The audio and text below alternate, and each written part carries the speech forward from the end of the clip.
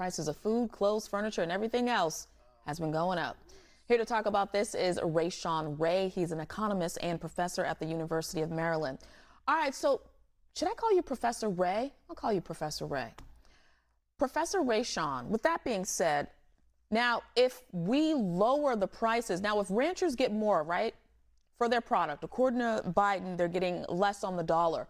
How will that help us as a consumer at the grocery store? Well, I think in the broad, well, first off, thanks for having me on as always. I think in the broad context, people have to understand what is happening. Inflation is at a 40-year high. It's went up nearly 7%. And similar to President Biden, I hear from my grandmother that every place she goes, from Costco to Kroger, that the price of meat and everything else has been going up. And just to put this in context, if someone went to purchase a new vehicle over the past 12 months, they probably paid 20% more than they did previously. Meat has climbed about 16%. And then this is the problem. Four beef companies control about 85% of the market.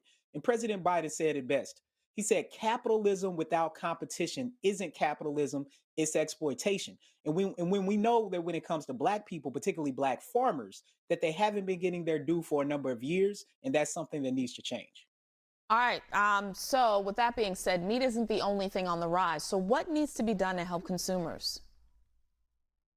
So we know that the Department of Agriculture and the Department of Justice is planning to investigate what's happening, but we already know what's happening. We know since before the founding of this country, as President Biden talked about the exploitation, that exploitation stems from discrimination and is baked in racism.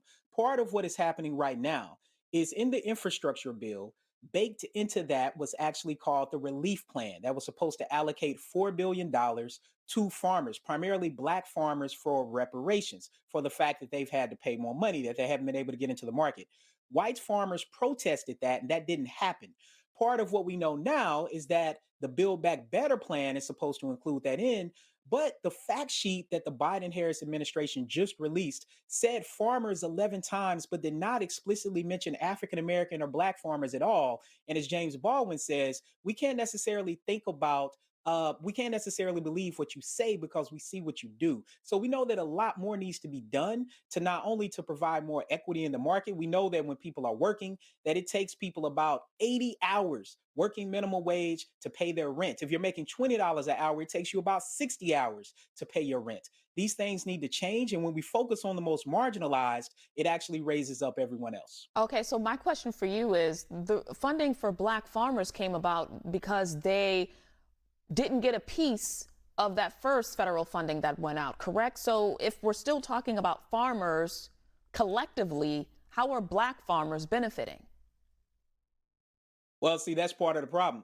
They are not right now. And we continuously see how when people are fighting, particularly black people for a cause, but also others, oftentimes people are eating off of our backs. And that's literally what's happening when it comes to black farmers.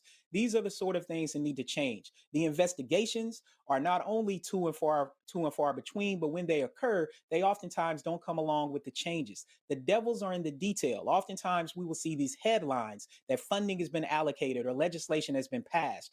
One thing I know is that it's not simply about the passing of a legislation, it's about the implementation of that legislation. And continuously with black farmers, we've seen that. What we need are more resources for people like Gerald Harris in North Carolina, who is trying to provide local produce for food deserts and people around the country, particularly in marginalized communities in black and brown neighborhoods.